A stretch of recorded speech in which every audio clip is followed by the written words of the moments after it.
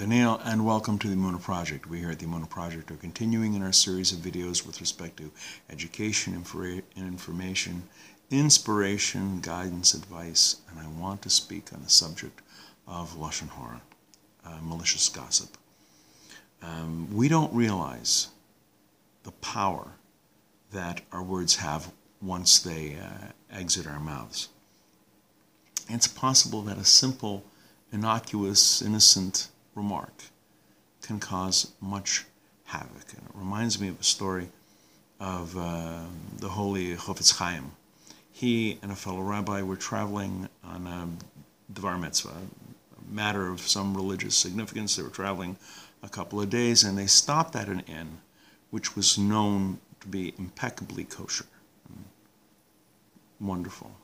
They stop there. They go to have some food. The proprietor, she comes out, serves the food, and she asks, is everything to your liking? Is everything okay? The Chofetz Chaim says, yes, of course. The food is wonderful. The food is fantastic. It's perfect. The other rabbi, he says, yeah, the food is very good, but a bit more salt would have been appreciated. The hostess nods, goes into the kitchen. The Chofetz Chaim is aghast. He says, I can't believe it. My whole life I've been avoiding listening to and giving Lashon Hora, and here I am on this trip with you, and I hear it from you? And the other rabbi was flabbergasted. He says, well, what are you talking about? What did I say? All I said was a bit more salt. Could have been appreciated.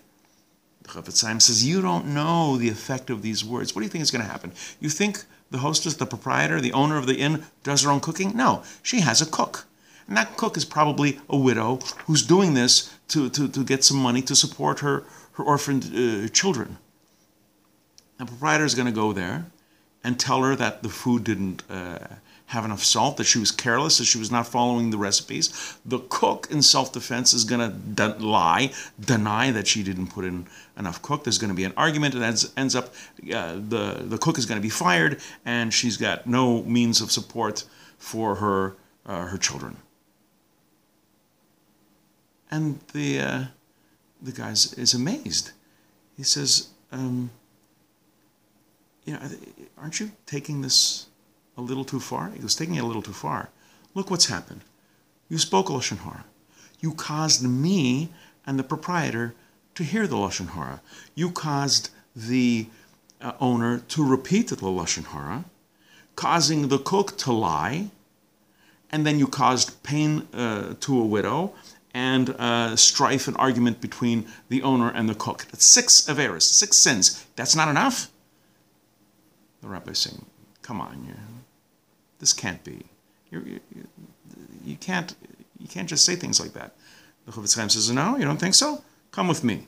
They get up and they go to the kitchen. They open the door, they go in, and sure enough, everything that the Chofetz Chaim says was coming about. There was an argument between the owner and the cook, and then the cook was crying, and she was like denying that anything was wrong. She's gathering her stuff because she's going to be fired. The rabbi feels terrible. He goes up to the cook, apologizes to her, and said that everything was wonderful. He goes to the proprietor and he pleads with her, please, don't do this. And the proprietor starts feeling a little bad. She says, well, I just wanted to impress upon her that, she should be more careful. I said, please don't.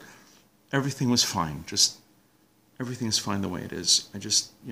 Please, let's have everything go back to the way it was before I said anything. And this shows you that sometimes you can't take it back. Thank goodness the woman was able to keep her job, the cook.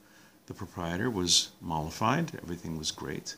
And the rabbi learned from the holy Chofetz Chaim a very valuable lesson in Lashon Hora.